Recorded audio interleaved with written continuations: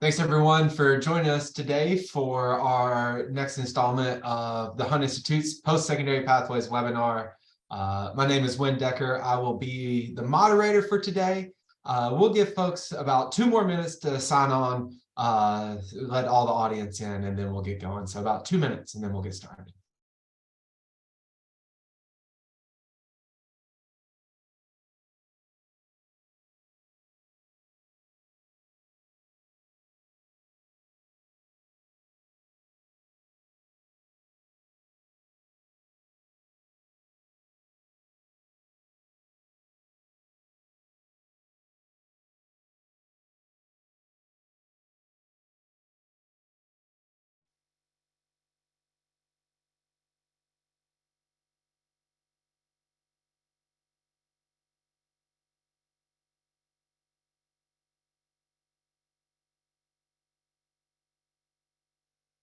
Thanks again, everyone, for joining us today.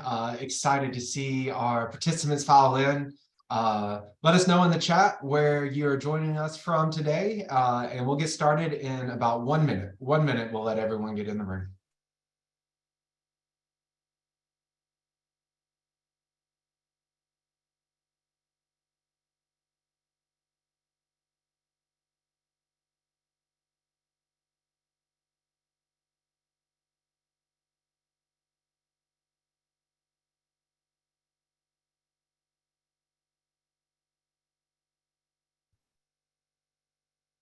Fantastic. Thanks again, everyone, for joining us today. I'm seeing lots of amazing places come in, some places I've been, some places I want to visit.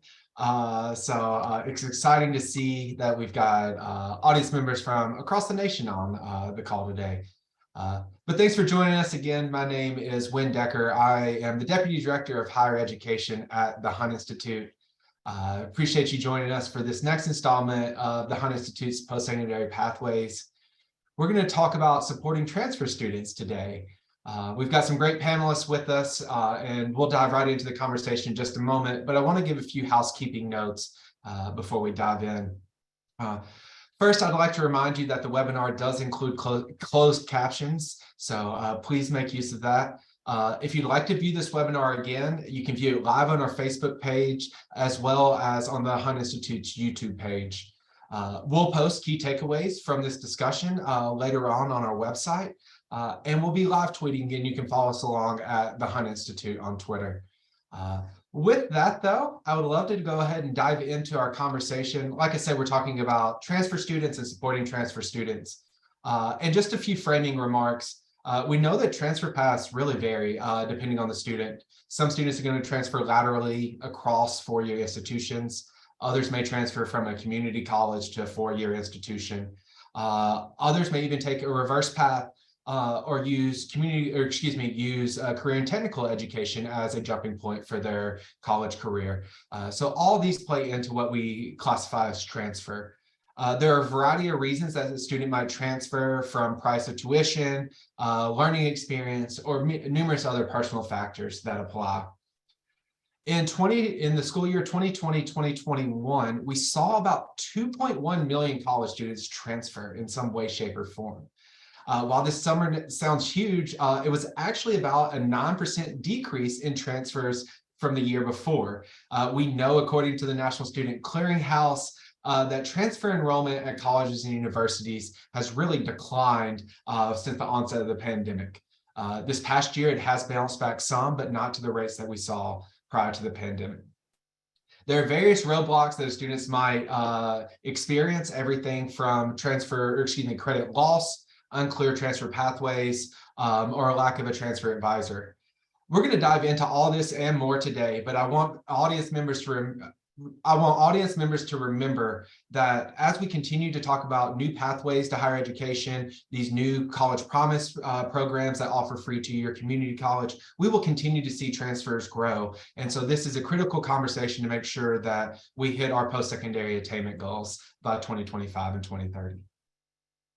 So with that, I would love for us to dive in. We've got some great panelists. The first one I want to go to is President Rachel Damaris, the 7th president of Vance Granville Community College. She has over 20 years of experience in higher education and also has experience working in the manufacturing and IT industries. President Damaris, thanks for being here today. Would love to just come to you and ask if you could provide a picture of what transfer means and who are some of the students. I hit on it, but you work with the community of transfer students. Who are the students that experience transfer?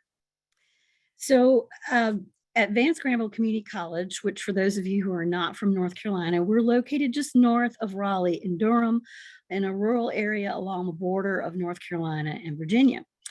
And so about a little under half of our students are college transfer students.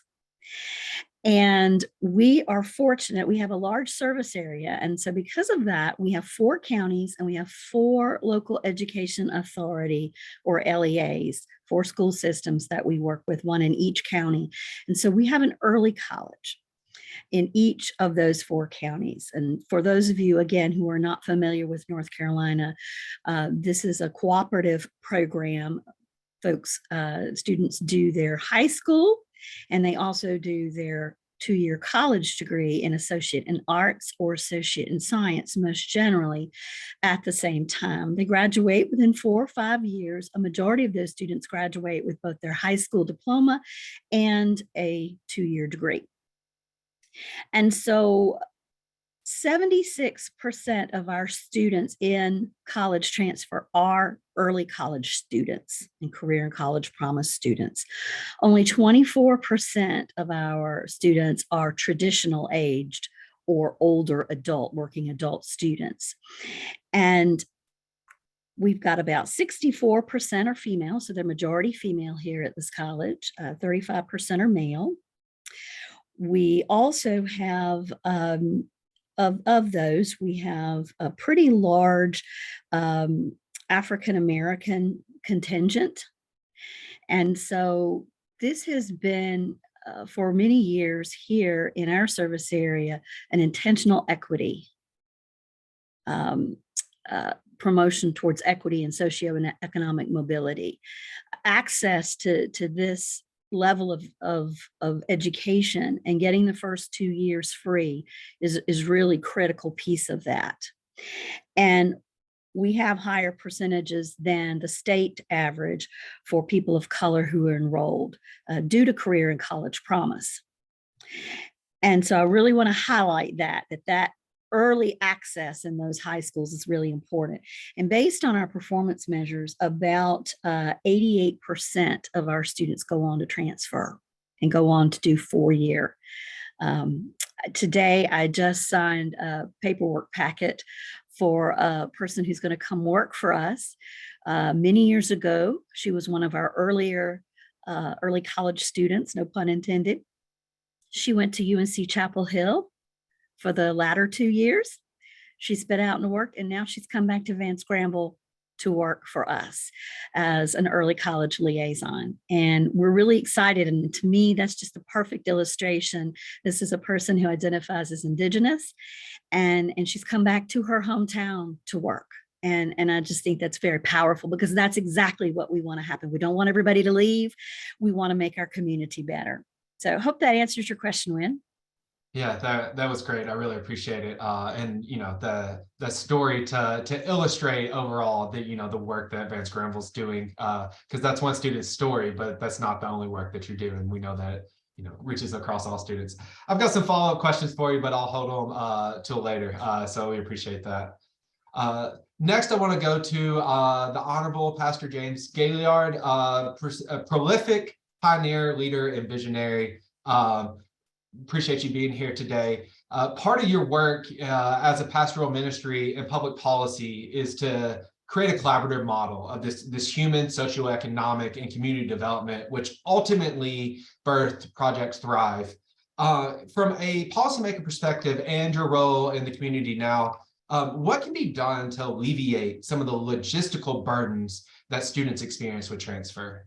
Yeah, sure. Well, thanks, and good afternoon, everyone. And Wynn, always good to see you again. I'm grateful to be here and with the other panelists. And so let me deal with the low-hanging fruit first.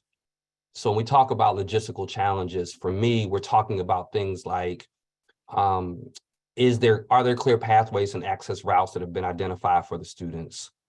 What kind of cultural support is available? What kind of social support is available? Does the student have, or the family have, the knowledge base necessary to navigate the systems? I think one of the opportunities and challenges logistically is recognizing that these are very complex structures and systems. And what I want to offer, which I will admit will maybe be a little controversial, but both as a public policy person, former state rep, and having served in all the education committees, this has been a passion of mine. And then pastoring a church with so many K-12 kids and community college students, I do think the real opportunity that's presented to us here as we support transfer students is addressing the question, are our universities and our 2-year and 4-year systems, are they truly student-centered environments? And I do think we have to wrestle with that. And it doesn't mean that faculty is not significantly important, because they are, obviously. But I always land in the space that we have to have real student-centered environments. And I think if our 2-year and 4-year systems begin asking themselves, hey, here's a specific pathway that's available, but is it really easily understood from the lens of the student? Or is it just been created by faculty who already understand it, and it doesn't really lend itself to a clear pathway in order for that student to succeed? I think the same way holds true with all of the accumulated knowledge that students need. I mean, look at all these moving parts, like financial aid, articulation agreements, like how these courses align. To Rachel's point, my daughter just graduated from Chapel Hill this past spring from Gilling School of Public Health. She was a byproduct of our Nash early college program, but I could tell you there's some opportunities as it relates to those articulation agreements. And, I'm a state rep and a person that understands the system and college trained myself. And I was really struggling trying to figure that out. So for me, when I think the real opportunity as it relates to logistics is the 2-year and 4-year system saying, hey, are we truly student-centered? And can we tweak our policies and procedures to ensure that they are? So that's a starting point for me. Yeah, that's fantastic. I appreciate that. And we're going to dive into the articulation agreement stuff in just a little bit. But I think what you said about our campuses being ready for students really resonated. It actually, believe it might have been our North Carolina State Legislators Retreat, or our whole Housers Legislative Retreat last year.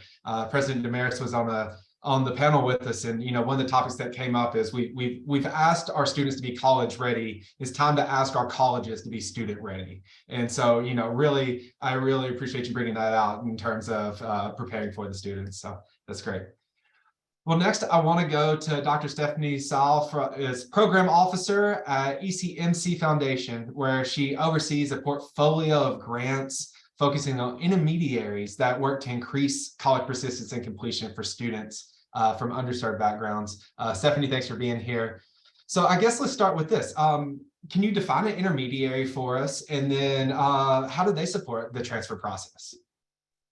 Yes, of course. First, thank you so much for having me today. Good morning from LA, or good afternoon for everyone else. So we define intermediaries as nonprofits or like policy groups or organizations that really are there to support the institutions, are there to support. And so multiple institutions, multiple states, multiple groups. And so at ECMC Foundation, we fund intermediaries that support students who are in the transfer process. So that could be nonprofits that are doing advising, mentoring, and coaching that are hired by the institution. And we also look at institutions, systems, and states that are trying to make transfer more accessible, equitable, and and just to be honest, simpler. This has included intermediaries that are working across sectors from K through 12 districts, at feeder 2 and 4-year colleges and universities, even the workforce, to streamline the transfer process and to get that communication between parties to occur. In some examples, we have seen the Institute for Higher Education Policy, IHEP's Degrees When Due initiative, which supports near completers by providing college staff with access to an online tool and coaching to guide campus-led implementation, and that's for degree reclamation strategies. So with IHEP, they're continuing to learn more about the barriers facing near completers, and institutions in turn have updated their degree audit technology. They've used institutional data to advocate for policy and practice change, such as like changing graduation requirements or removing administrative holds. We have several other initiatives, the Interstate Passport by the Western Interstate Commission for Higher Education, and also a Tackling Transfer Initiative, which is a collaboration of Aspen Institute for College Excellence, HCM Strategies, and SOVA. And they're taking a comprehensive approach to policy practice leadership, and looking at state and system policy improvements, and also looking to expand into more advocacy efforts. So all of those examples are really just to say that intermediaries should really leverage their relationship with institutions and states to examine transfer policies, identify barriers, and support institutions and states in implementation of those recommendations. So for example, if some institutions in your state participate in guided pathways, an intermediary could ask, what do outcomes look like for those students versus others that do not have guided pathways? What components need improvement? How does your intermediary's expertise align with the needs of students, institutions, and states? So at the base level, I would say intermediaries do need to create communication between and across institutions and states to identify transfer goals and how students and institutions are incentivized to complete. Yeah, that's great, Dr. Stoll. I appreciate it. And full transparency, the Hunt Institute is one of those intermediaries. So we're excited to continue this work. But I think what you named, creating those pipelines of communication and conversation. Oftentimes there are resources out there, or there's different organizations and groups doing something, but that's not always communicated to the students. And so how can we help them get that information? Appreciate that. I've got another round of questions for the panelists, but before I do that, I want to remind the audience that we will have a Q&A portion in about 15 minutes. So please use the Q&A function at the bottom of your Zoom webinar, and we will get to some of those questions in just a little bit. But President Damaris, I want to come back to you to hit on those articulation agreements a little bit. The UNC system, the North Carolina Community College system, even the North Carolina independent colleges and universities have created and worked together to encourage more students to use these transfer pathways with things like articulation agreements. So can you tell us more about the work behind those articulation agreements between North Carolina's community colleges and four-year institutions? And what's next after that? We know the work doesn't stop there. Absolutely. I think that the personal experience that Honorable Galliard mentioned is very real. Have not yet experienced that with my own child as he is a senior in early college, but I did experience it with my husband, who actually went through. And I'll tell you, he had a wonderful experience, and I'll tell you why he had a wonderful experience. Two reasons. One was that he went to a four-year college to complete his four-year program that was very sensitive to articulation with the community college system. And they went well above and beyond the common comprehensive articulation agreement. They went into program-specific agreement. Furthermore, they had really great support for their transferring students, specific support for advisors. And I'll have to give a shout out because it's East Carolina University. They work so well with all sorts of folks. I really feel like they are a good model for students in that regard. I will tell you from personal experience as a faculty member and an advisor before I became a president, that the Comprehensive Articulation Agreement, while good in spirit, is a little too generic. And what it guarantees, with all the right factors, is admission to the college, not acceptance of course credit in the program. And in effect, what that can do is it can add time and devalue credentials and courses that have been taken at the community college level. And for people who want to get work ready, because again, this is about having a career and a family sustaining wage for people. This is not a theoretical, heady, I want to be educated, although we might like to think that as educators. That's not what it's about. And it's about life for people, and they don't have time to redo. And I think that's very frustrating. And I think some of the reasons is that it is hard to get faculty members, department members, and even colleges to all agree on a standard. And we know that's part of the issue. So at our college, we have relationships, program specific. We have 17 program specific articulations with 7 North Carolina colleges and universities. And that is really important to not waste credits for the community college transfer student.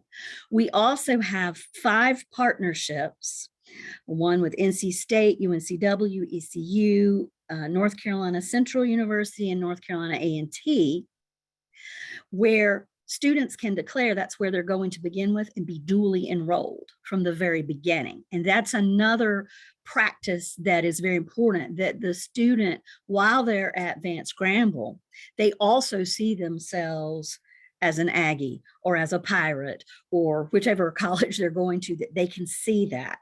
And I think that's important too, because you've got to pull people through and support them from behind and pull them through.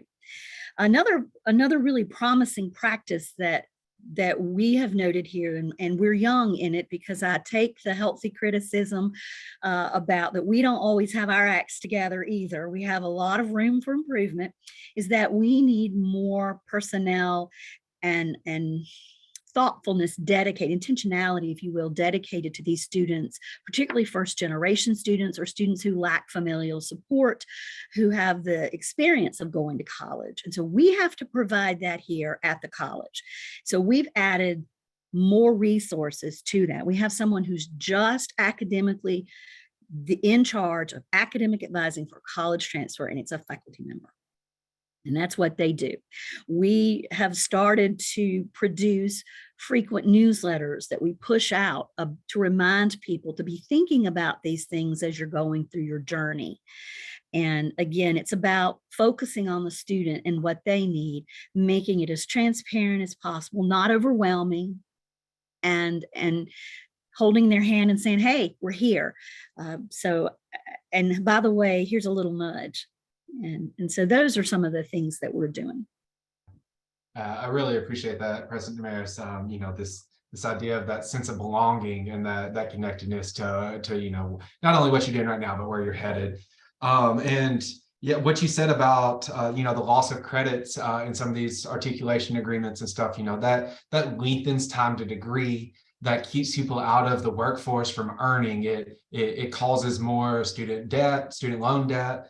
And the other part, and I think you named it, is that figuring out a way to work together, that this is not a zero-sum game, that we're not fighting over where these students end up, that we're all benefiting when, a rising tide floats all boats, that we're benefiting when students are provided the services they need and support.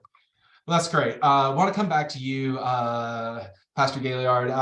We talked a little bit about this policy making and a strong influence it has on building these transfer cultures and pathways. So as your time as a representative, I want to give you an opportunity to lift up maybe some of the work that you all did to support transfer students and where you see those next steps coming from. Yeah. I appreciate that. And let me just preface my statement I just believe we have the best community college and four-year college system. No offense to Stephanie in California, but I just think we have, the best system in the country. And so, my remarks are not so much about we're not doing great work. My remarks are much more about the opportunities that exist for us to do better work. So to Dr. Rachel's point, there's some very specific,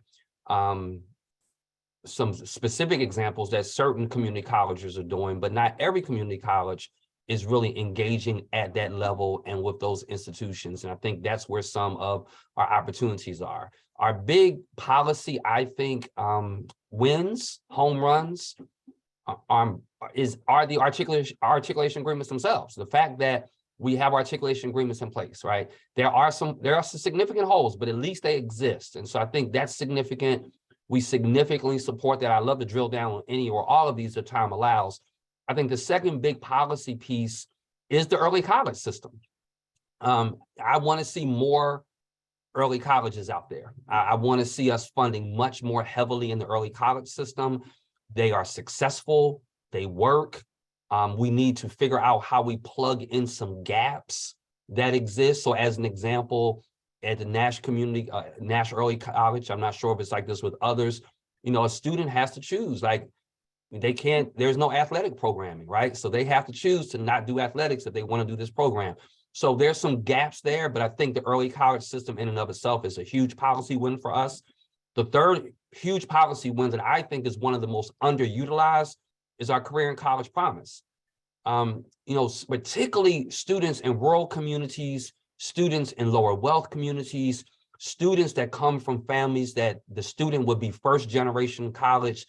With a program like Career and College Promise, these students should not be graduating without college credit. They just should not be.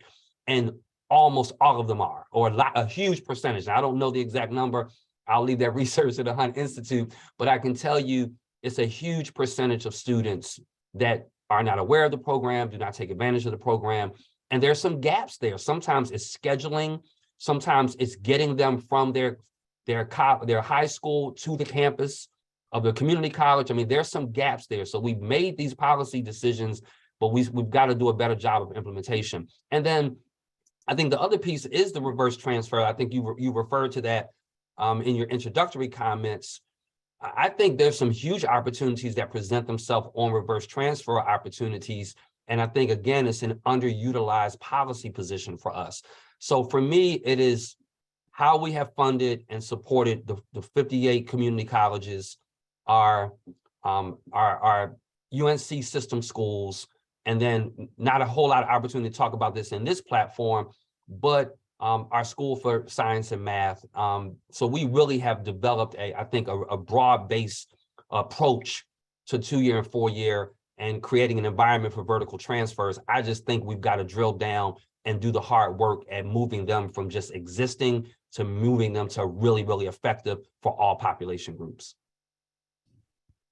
Yeah, thank you for that. I think you're exactly right about particularly the college and career promise. More generally, we've looked at some studies, so I won't say it's career and college promise specifically, but in dual enrollment, that the folks underutilizing it are often rural students. They're often, Black, Latinx students in spaces that don't have access to community college, maybe as close as an urban setting or something. And so then requirements around what a teacher has to have as certifications can often delay some of that. And so still a lot more work to be done. That College Career Promise program been super successful in North Carolina. I believe there's some talks to continue to further fund and expand it a little bit this next year, but still more work to be done. So I appreciate you naming that. Well, before I bring it back to you, Dr. Soul, just want to remind the audience one more time that we have a Q&A portion. I see a couple of them coming in we'll get to, but I want to bring a somewhat unique question to you, Dr. Soul. Over the academic year, I won't put you on the spot too much, I promise. But after, the academic year 2020-21, we saw transfer decrease some, but we saw highly selective institutions actually expand their total transfer enrollment for the year. This was all groups of students, regardless of gender, race, ethnicity, transferring both within state and into different states for these highly selective schools. Do you think we'll continue to see this? And what do you think maybe contributed to some of these trends we saw? Thanks for the question. This is a very intriguing question and one that I don't know the answer to for sure. But I do have a few thoughts on this outlier, and notice I'm saying outlier. So my short answer is I don't think we will continue to see large growth in upward transfer at highly competitive institutions. But the longer answer I want to approach in two ways. So first, I think from the student perspective, COVID-19 clearly shifted behaviors amongst everyone in the world. And in fall 2020, I think a lot of students were very concerned about COVID and were really paying attention to how institutions were reacting. This is just speculation, but if highly selective institutions were more likely to announce they would be virtual for fall 2020, I could see how transfer students, especially those who may work or have children, would find that appealing in their situation. Second, and what I think is probably a little more accurate is highly selective institutions are typically well-resourced and may have had a greater ability to reach out to potential transfer students and even streamline the enrollment process, especially if they have data infrastructure where they have early detection that their enrollments with first-time freshmen were decreasing. They might be able to beef up that potential transfer for potential transfer students. I think we can also think about what transfer criteria is like with highly selective institutions, since the designation for highly selective is largely based on freshmen. So on your high school class rank, high school GPA, SAT, ACT scores. So were these highly selective institutions able to be more flexible with their transfer policies, or had they always been more flexible? And then also I think it's important to look at if their application, acceptance, and yield rates changed dramatically from 2019 to 2020. Finally, I think we can also look to National Student Clearinghouse's transfer report after the second year of COVID. So academic year 2021-22, they published a report showing the transfer year 2. And here we see that there is a decline in upward transfers at highly selective institutions. In fact, the percent change over pre-pandemic levels went down for all racial groups except for Asian students. In year 2 of the pandemic, upward transfers at highly selective institutions followed the same trends as upward transfers nationally, with all racial groups declining. So I think based on some of these data, I don't think we will continue to see these large increases in upward transfer that we saw during the first year of the pandemic, unless these institutions magically eliminate all barriers to transfer and provide additional support once transfer students are enrolled. Yeah, I really appreciate that, because it's not just enough to make sure the student transfers successfully. It's then do they complete their degree or credentials successfully.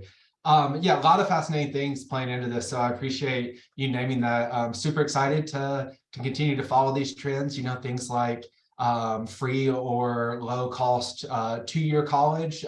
Students may be going and getting courses and then trying to transfer. President Damaris mentioned also the enrollment cliff that we're headed towards in 2027. Maybe these selective institutions are really trying to expand their reach to students to keep their enrollments at the rate they're at. So all really fascinating things that we'll continue to watch over the next few years. At this time, I'm going to take us to the Q&A. So I think my first question, I'll come to you, Representative Gaillard, and then Stephanie and Dr. Damaris, I'll bring you that same question about turning credentials or industry experience into credentials and certificates. But Representative Gaillard, I want to come to you about reverse transfer first. You mentioned it, someone asked about it. So I just wanted to provide an opportunity for you to give us a little definition and any thoughts about it. Yeah, sure. So, students who, I'll give an example that comes to mind for me, a student that starts out at a 4-year, for example, and then realizes, hey, you know what, I want to be a nurse. And then goes, reverses back and goes to the community college's nursing program. And so, I think opportunities around these reverse transfers are really significant, particularly for a couple groups of people. I think first-generation college students specifically, but I think students who start to recognize that there are other pathways and access routes to achieving a prosperous life and a comfortable life. I think And as much as this is difficult to talk about, because I have these, brilliant minds with me that are academicians to a certain degree, but we do have to be mindful that there are other pathway routes and access routes that people can do really, really well that don't necessarily require a 4-year degree. And I think to the goal of the My Future North Carolina Commission here in North Carolina, where we have to have, 2 million North Carolinians with high-level certificates or degrees. It's not just degrees. It's a matter of having high-level certificates. This is the example that I give people when, for every $1 million we spend in renovation at one of my buildings, only 10% of it, at the most 20%, goes to people with degrees. The rest goes to people that just know how to do something. They have a marketable skill. And so I think creating opportunities where students get in, and here's the other scenario, and I'll leave it with this. Here's the other scenario of reverse transfers. A student doesn't always know. They're 17 years old, maybe 18 years old, not really fully understanding what to expect when they go to a campus. They get on campus and it's not really what they thought it was.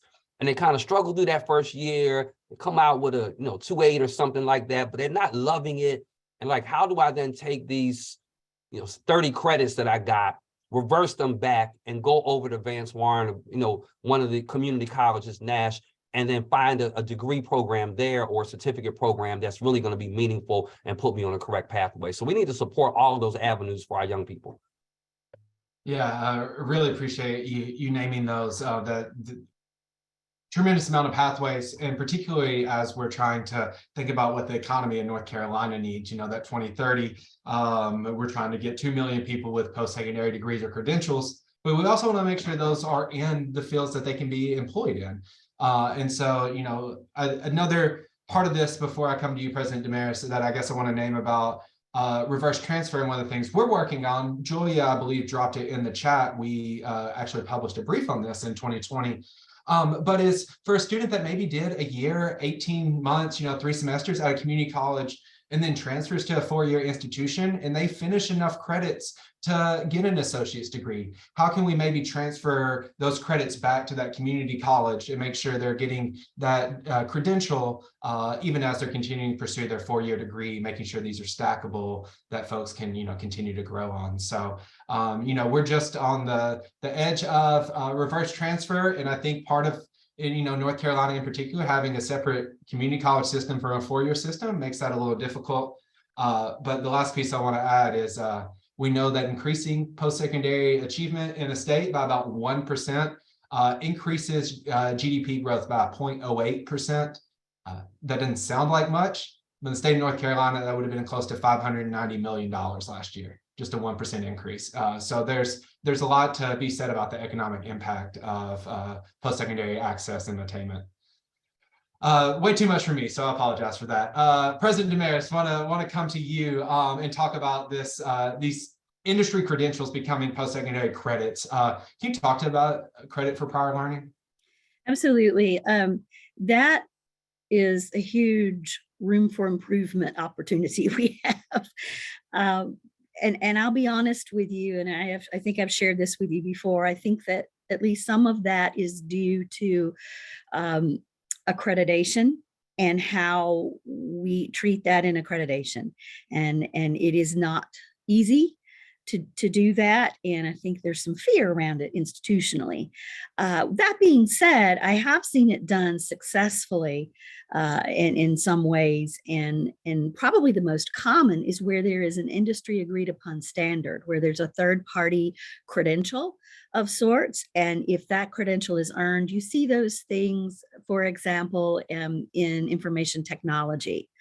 If someone is a certified Cisco network administrator or engineer, then we have courses that teach towards that and map to that, then that's a very simple articulation. Some of these with tests that you have set up with for example, the military or others. So there are some things, but you have to have those policies and procedures and documentation in place. It has to be very clear and strong so that you don't have accreditation problems. And we just really need to spend some energy on that. It needs to become more commonplace. Yeah, that's right. More commonplace and making sure that it's visible for folks. We continue to say that, but making sure students can find that in those resources. Dr. Soul, want to bring it to you as well about the stackable credentials and credit for prior learning, because one of ECMC's in their new strategic plan is, removing barriers to post-secondary completion. So how does this help remove some of those barriers? Thank you for the question. Yes, we at ECMC, we just recently funded American Council on Education, they're looking into credit for prior learning, creating a pilot of institutions to kind of understand how we can leverage people's existing experiences, whether it be a certificate that they earned while on the job, or just instead of having to upskill, like reskill and all of those types of those opportunities. And so that is one example of something that ECMC is working on. We definitely recognize that, like, this is an area, as Rachel mentioned, that we need to be better in across the country. I put in the chat the link to the project for the American Council on Education in case anyone is interested. And we're also looking to expand our Catalyzing Transfer initiative, which originally focused on the 2 to 4 year transfer process in the pathway. And so now that has been renamed to Credit Mobility to be more inclusive of switching from CTE or amongst CTE, or just being more inclusive of other adult learners and just where you're at in life. And so I also put that link in the chat. Yes, right now we are definitely looking at all of those things because people are coming in with skills, even if they don't have like the education that we traditionally see. There's just a lot of learning that we have to engage in. Credit mobility. I feel like I should have heard that before, but it makes sense. I've never heard it. I love it. I'm super excited to see what comes of that. I think that's so true. I know we use a lot of North Carolina examples. It's just where I live. So it's something I'm inundated with things like Common Course numbering, some things like that. Hopefully they're going to help with some of that credit mobility as well. So I appreciate you naming that, Stephanie. I'm going to bring this next question. I think I'll bring it to Representative Gaillard and President Damaris, but I'm going to split it. So someone was asking, Tristan in the chat was asking, what can people working in student transitions in first year programs do to better support students trying to figure out their educational route? I think what I want to do is, President Damaris, maybe ask you how the folks you work with at Vance Granville, how you mentor, how you engage with new students and students that are trying to figure out if Vance Granville is the right fit for them. And then Representative Gaillard, I think what I want to bring to you is, how does someone, as a pastor, as someone that's in the community, what is the role of the community in helping students figure this out and mentorship wise? So we'll go to you, President Damaris, first. So, that is something we're really working on. We're in the midst of making a transition to one front door, and knowing that people don't necessarily know what they want to do, and they may have immediate short-term goals, midterm goals, longer-term goals, and helping them, having tools and making the space and norming that's normal to have those conversations when they walk through our front door with people who have been trained and know how to have these conversations is important. And that's whether or not you're seeking something that might be credit or for short-term workforce. And as I think I saw in the chat earlier about that articulation, that is key, that we get better with internal transfer and articulation between our shorter-term workforce courses and our credit programs. And so I would say that tools, there are some great tools that have taken the tried but true Holland methodology and others to really help you figure that out.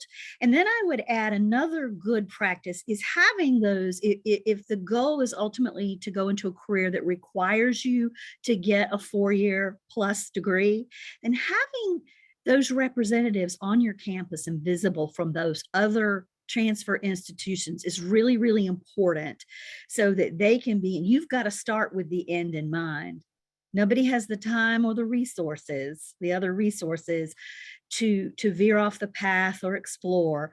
And so this is what we're trying to do, is norm that exploration at the beginning, and then creating very clear pathways, exit on and off ramps, so that you can switch lanes and go a different direction if you need to. Yeah, thank you for that, making the switch effortless and the ability to see that it's there. I appreciate that. Pastor Gaillard, I want to bring similar question to you. What's the community's role in this?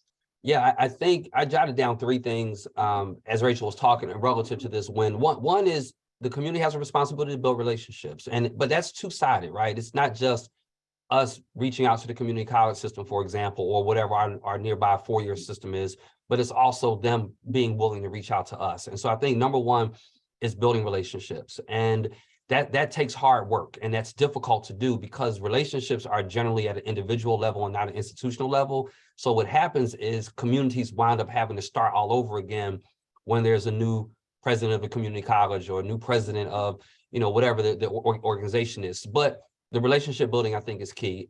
Secondly, creating advocacy programs for the students. I think students need advocates.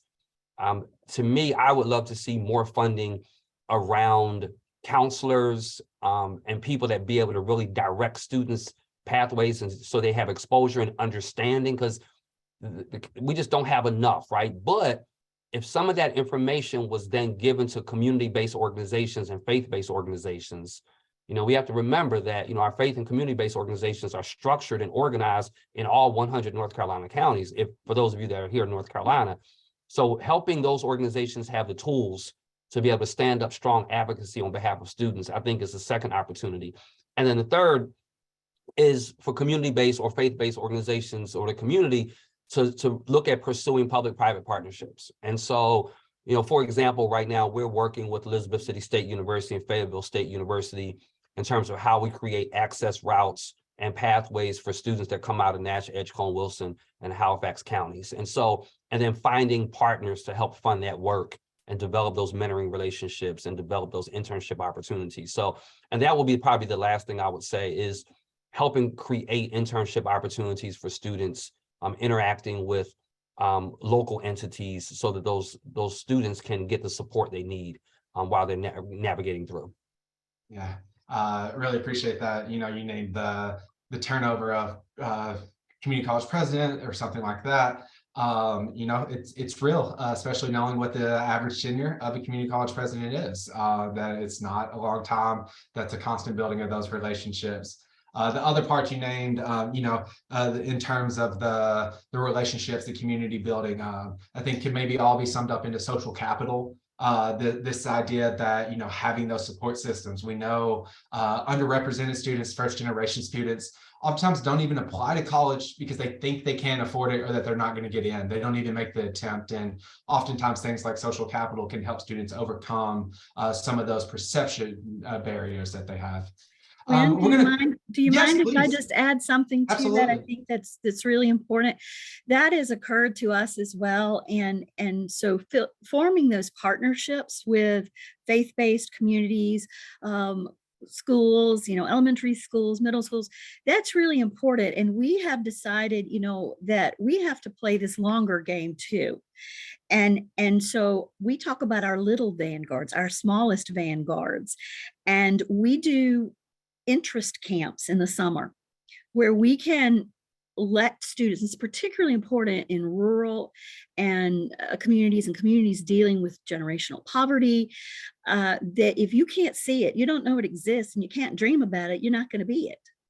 And so exposure is really, really important. And we talk about our missional work that we do here at the college. And part of that is working with other folks, Salvation Army, Boys and Girls Club, like I said, the elementary schools, the communities of faith, to create educational exploration opportunities so that when you're in late elementary school, early middle school, that you can start thinking about, what do I want to be? What do I want to do? Because our hope is that that will sustain them through these important critical years of trying to build a foundation for that. So I know that seems like a heavy lift for a community college, but I think it's important because as someone just put in the staff, yeah, effective counselors in high school, they are not equipped. So what other ways can we step in and help with building that? And so I think that's overlooked sometimes. Yeah, absolutely. I appreciate that. Stephanie, I want to bring it to you maybe just as we're talking about some of this social capital work, we named a lot of North Carolina stuff. Have you seen best practices in this social capital and building that support system for transfer students in other states? Thank you for that question. So I'm going to take it back and put my my PhD, my dissertation hat on, which was working more with college access. And so in that space, the social capital piece, I worked in rural communities in Iowa. And so just there, like high school counselors were key, but obviously like a lot of high schools lack a lot of resources since the funding isn't there. And so what we saw is a lot of community colleges actually created positions that were career advisors, and they spent their time like 2 or 3 days a week at the high school that's in the district, and then the other 2 or 3 days a week at the community college. And that was really helpful to have someone from the college on at the high school campus. And there are smaller schools, and so they were able to talk with students more and just help them gain some of the confidence, and also just teach them what to do with that. There's also a lot of interventions that look at text messaging, or just like mentorship programs for parents and for children. And with my prior experience at Arizona State with a program we were doing, we saw that the students who participated in the program were actually had the agency to tell their friends about it. And that was something really interesting. Like, these are first generation students, and they're able to be like, oh yeah, this is how you like fill out your FAFSA. Don't forget, you need to have your parents like forms. And so they were teaching as they were learning too. In terms of like current students in social capital, I think what's really key is, because institutions don't have all of the resources to do all of the time, there's a lot of good coaching opportunities. So Inside Track, I think, does a lot across the country. I think they do stuff in North Carolina as well. And they are definitely involved in the coaching once they are transferred, once they get to a campus. They are part of a grant that are bringing students back to school, and then and coaching them through the first 6 months. IEBC, Institute for Evidence-Based Change, they have a Caring Campus initiative for faculty and staff across community colleges in the country, and they are basically like, wear a name tag. Talk to students when you're passing them. If you see someone that looks confused, stop and talk to them. So there's a lot of good intermediary work going on, and how to support transfer students and just help them to see those things. You just have to kind of be more aware of your surroundings and observe what's going on.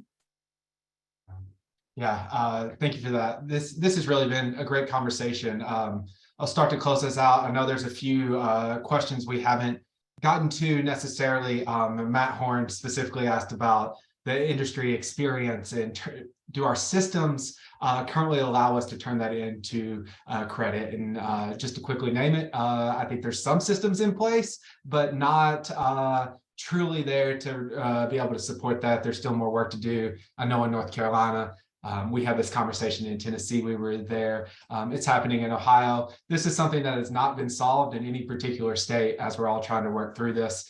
Sounds like something we need to do another topic on, because we could get into some performance-based funding and all kinds of cool stuff with that. So I don't want to go there yet, but just know that that's work that's happening across states. But what I want to do, I think I'm going to give each of the panelists just 30 seconds to a minute or so. We've got, everyone from nonprofit leaders to elected officials to policymakers in the audience. And so just 30 minutes or so as a closing statement. What would you want someone to take away from this, and maybe or what gives you hope about where we're headed with transfer students? So we'll go President Damaris, Representative Gaillard, and we'll finish with you, Stephanie. Keep mine short. I love that we're having this conversation, and I think we have to think differently about it. We have to be open to room for improvement, which, as my board chair tells me, is the biggest room in the house. And so I think that's really important, and that we think differently. We don't do things the way we've always done them. And I just think having that conversation, going out and acting, not just talking about it, putting some things into place, and try again if it doesn't achieve the results you want. Yeah, that's great. I appreciate that. Representative Gaillard. Yeah, I'm going to just lean in. And again, thanks for having me. I'm going to lean in on this whole issue of social support. It really feels like a significant theme, and particularly myself being a community faith-based leader, I think really offering more robust cultural social support systems to our kids, because it gives them exposure, it gives them confidence, right, that they can actually accomplish this and achieve this. It helps them build relationships. And I think the more that we can do of that, and I'll leave it with making sure that we are championing education, 2-year, 4-year, whatever it is, that we're championing it the same way we do athletics, the same way we can flood a stadium, and rightfully so. The kids are really gifted. But when these kids are participating in oratorical contests, or they're participating in spelling bees, or whatever it is, we need to champion that work so that we can create a culture that education is necessary. Continue to shift that culture. I appreciate it. Dr. Soul, we'll close it out with you.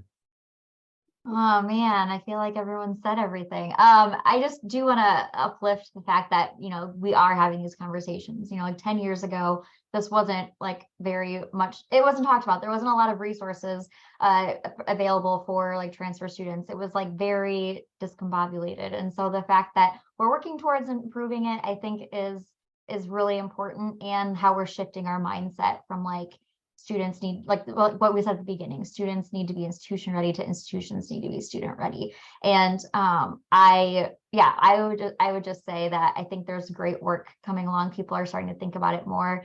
And I think with the external pressure of the enrollment cliff happening now, 4 years have to think about it a lot.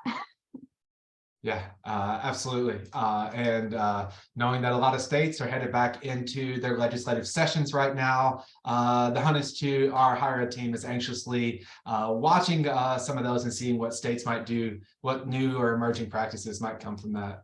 Panelists, thank you again. This was an amazing conversation. Like you all said, the work doesn't stop here. We take what we learned, we start to apply it, and we continue to evolving it better a little bit every day. Thanks to the audience for coming out for this Hunt Institute Post-Secondary Pathways. We'll be back with a special series on Tuesday, January 31st. We're actually talking about North Carolina's community college effort to engage adult learners. President Maris is quite familiar with this program, but we're excited to bring some of those folks in for this discussion. And then we will be back in February, in March for Invisible Pathways. We're going to be talking about students that experienced the justice system or injustice impacted students. And then last but not least, in February, we will have a webinar with Dr. Deetra Trent, White House Initiative Leader for HBCUs. It will be 1 year since she was appointed to her position. So we're excited to have a conversation looking at past, present, and future of her work. So thank you all again for joining us. As Julia said in the chat, our upcoming webinar link is there. We look forward to seeing you next time. And until then, stay safe and let us know if we can ever support. We appreciate it.